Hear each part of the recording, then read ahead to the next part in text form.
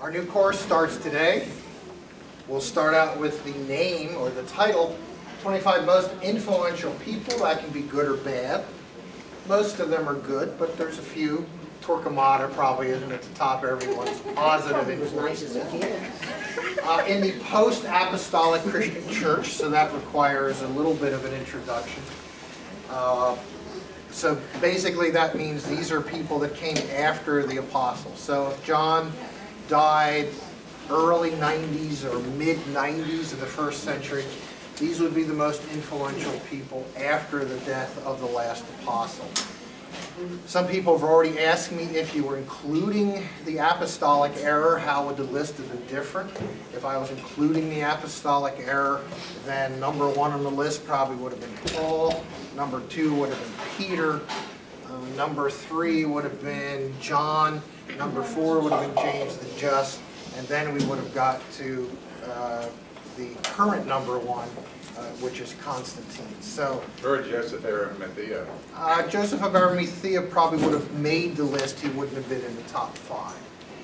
So the reason I didn't include the apostolic error is because essentially it would have taken the top, most of the top 5 positions. And they also would have been fairly obvious, and they're also people we've talked about quite a bit. So I made it post-apostolic to concentrate on people after that. Where I originally got the idea of writing this course is because people have been asking me on and off to do a course on the early church fathers. I never got around to doing that, but in a sense, this is my course on the early church fathers, since they make up about a third of the slots. So I will identify when we get to an early church father. So if you were looking forward to a course in the early church father, you can pull that out of this course. How did I judge people being put into this course? The 2 primary criteria was the impact they had on their time, and do they still impact us today? So for example, we have people who had a huge impact on their time. St. John Chrysostom, St. Jerome, which perhaps aren't as influential today in our day-to-day Christian walk. So they're on the list, but they're not in the top 10. We have other people that because of what they did, we are still impacted by them today. Athanasius, Augustine, Calvin, Luther, John Paul II, Billy Graham, Constantine, are all people that because of things they did, we are still impacted even today. And so those people are in the top 10 as opposed to being in the lower numbers. So those were really the criteria. Also, as I already alluded to, some of these people maybe didn't have a good influence. Already mentioned Torquemada. The class will probably be split on Henry VIII, whether he was a good influence or a bad influence. Richard the Lionheart, some of you will think was a good influence, some of you think was a bad influence. But they still had an impact or influence on the church. So this is not necessarily all people who had a positive influence. And after I had come up with a list, this is how I was able to break them down. And of course I did this after I came up with the 25, not before I came up with the 25.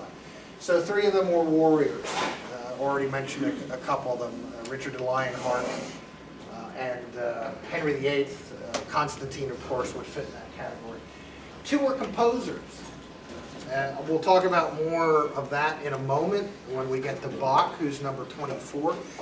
But music has had a huge influence on the Christian church, and in a sense it's made Christianity different from all the other world religions in terms of the amazing body of art, music, paintings, etc., that have come out of Christianity.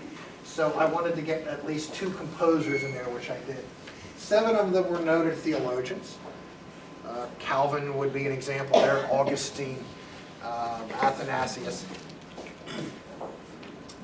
Let's see, 2 were the greatest. Now Glenn saw this and he thought he was on the list, because he thought it said two of the greatest teachers of their day, but it's actually preachers of the day. So Glenn is actually not on the list. Different list. Read that. Different list, precisely. Different list. That's cool. So St. John Chrysostom, for example, would be on the list because of his preaching abilities. Billy Graham is on the list, partly because of his preaching abilities, but for other reasons also. Two of them were mystics, and we're actually probably going to get to both of them today. St. Teresa of Avila and St. Catherine of Siena.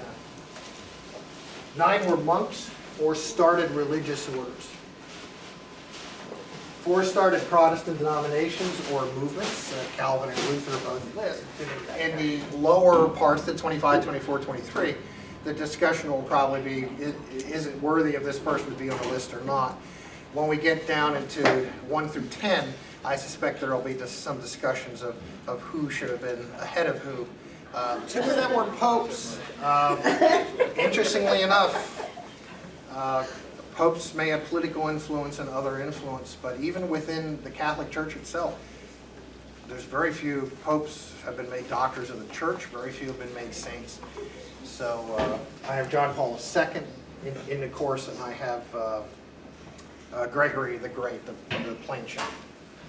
12 were saints in the Roman Catholic Church, and 8 were doctors in the Roman Catholic Church.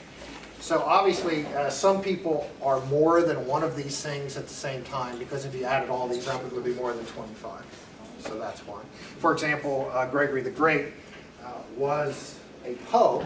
He's also a doctor of the church. He's also a saint, and he's also a monk. So there are people who would fit in more than one of those categories. So which individual had the most? Who fit into the most categories? Yeah. Well, he would be up there.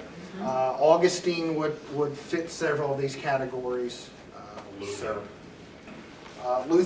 was a monk. He was also a theologian. He also started a Protestant movement or denomination.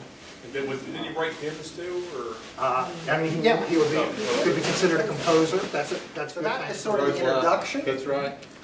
I wanted everybody to know what my criteria was. It's a fairly broad group of people. They're not all theologians or not all one thing or another.